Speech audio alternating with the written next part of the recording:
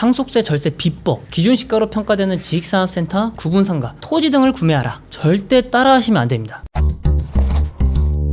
저도 세금 관련된 유튜브를 많이 보고 있는데요, 아주 유명하신 세무사님의 영상을 보고 제가 충격을 받았습니다. 기준시가로 평가되는 부동산을 구매해서 상속세를 절세하라 라는 내용이었는데요, 이게 무슨 내용이냐면 상속재산 중 부동산을 평가하는 방법으로는 매매가, 감정평가가, 매매사례가액, 기준시가 4가지가 있습니다. 먼저 매매가액이란 부동산을 상속세 신고기한 이내에 내가 판매를 하는 경우 판매한 가액을 말하고요, 감정평가가액이란 전문 자격사인 감정평가사님께서 부동산 가액을 평가하여 산정한 가액을 뜻하고, 매매사례가액이란 이 아파트를 예를 들어 생각하면 편한데요, 만약 내가 상속받은 아파트가 시원아파트 101동 101호인데 상속세 신고기한 이내에 동일한 아파트인 시원아파트 102동 101호가 10억 원의 거래가 되었다면 내가 상속받은 아파트의 가액도 10억 원이 되는 걸 매매사례가액이라고 합니다. 마지막으로 기준시가란 공시지가나 공동주택가격이라고도 하는데, 이 국가가 재산세나 종합부동산세 등의 세금을 부과하기 위해 만든 기준이라 생각하시면 되고요. 평균적으로 기준시가는 실제 가격의 60에서 70% 정도로 형성되어 있습니다. 그럼 왜 기준시가로 평가되는 부동산을 상속재산으로 준비하라고 했는지 대충 이해가 되시죠? 아마 많은 분들이 눈치를 채우실 것 같은데, 이 아파트를 제외한 지식산업센터, 구분상가나 토지 같은 경우에는 매매사례가액을 확인하기 어려운 재산들을 상속재산으로 형성한다면 상속이 발생했을 때 실제 시가보다 60에서 70%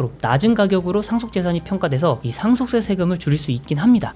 예를 들어서 지식산업센터, 그러니까 줄여서 이게 지산이라고 하죠. 그러니까 지산을 상속받았다고 가정을 해보면 실제 거래가 이루어지는 가격은 10억 원인데 감정평가가액은 7억, 기준시가는 5억이라고 가정을 해본다면, 이 지산과 같이 거래가 이루어지지 않는 경우에는 이 매매사례가액을 찾아보기 힘들어서 이 기준시가로 상속세 신고가 진행이 많이 됩니다. 물론 실제 시가보다 30% 이상 가격 차이가 많이 발생하는 경우 이 구세청이 감정평가를 진행을 해서 상속재산가액을 높이는 경우가 있는데요, 현재까지는 꼬마빌딩과 같은 부동산에만 해당이 되었고요, 이 외의 재산에서는 케이스가 별로 없습니다. 즉 지산과 같은 부동산의 경우에는 실제 시가보다 저렴한 가액인 기준시가로 상속세 신고를 해도 문제가 크게 되지 않습니다. 저도 상속세 절세 컨설팅을 진행할 때 일부 재산에 대해서는 기준시가로 신고를 해서 상속세 세금을 줄이기도 합니다. 특히 토지의 경우에는 상속 이후 내 매매의 의지가 없다라고 한다면 기준시가로 신고해서 실제 시가보다 50%까지 낮은 가격으로 상속세 신고를 하기도 합니다. 어쩔 수 없이 상속 재산 중에 기준시가로 평가할 수 있는 재산을 가지고 있는 경우에만 그런 거지, 상속세 세금을 지금부터 줄이겠다라고 기준시가로 평가가 가능한 부동산을 구매하라고 권해드리진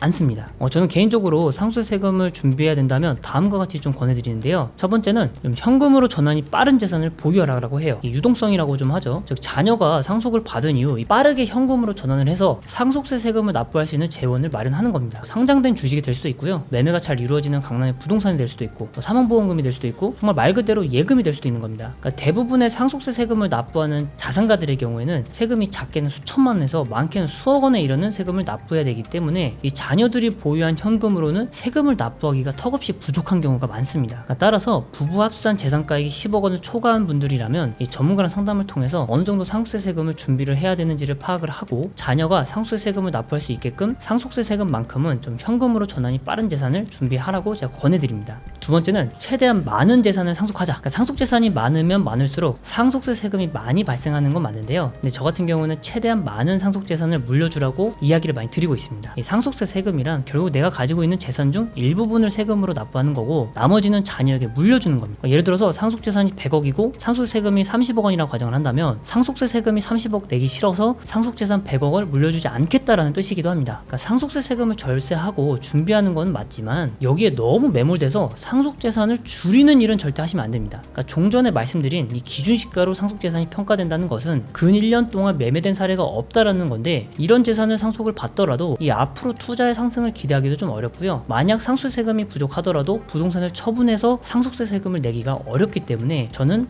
매매가 어려운 부동산, 즉 기준시가로 평가되는 부동산은 최대한 줄여야 된다라고 말씀드리고 있습니다. 세 번째는 가족들에게 미리 증여하자입니다. 그러니까 아직까지도 상속세 신고를 진행하다 보면 대부분의 재산이 이 아버님에게 몰려있는 경우가 많습니다. 근데 상속세 세율은 누진 구조이기 때문에 한 사람이 100억을 가지고 있는 것보다 이 두 사람이 50억을 나눠서 가지고 있는 게 세금이 덜 발생합니다. 게다가 상속인은 10년, 상속인이 아닌 사위, 며느리, 손주는 5년 이내에 증여한 재산에 대해서만 상속재산이 포함되기 때문에 이 미리미리 증여를 통한 상속세 절세도 고려를 해보셔야 됩니다. 상속세 세금이 궁금하시거나 이 상속 관련된 상담이 필요하신 분들은 이 아래 나와 있는 네이버 모두를 통해서 예약 남겨주시면 제가 직접 연락을 드려 상담을 해드리도록 하겠습니다. 상담은 일산과 강남에서 가능하니까 편하게 예약 상담 부탁드리겠습니다. 감사합니다.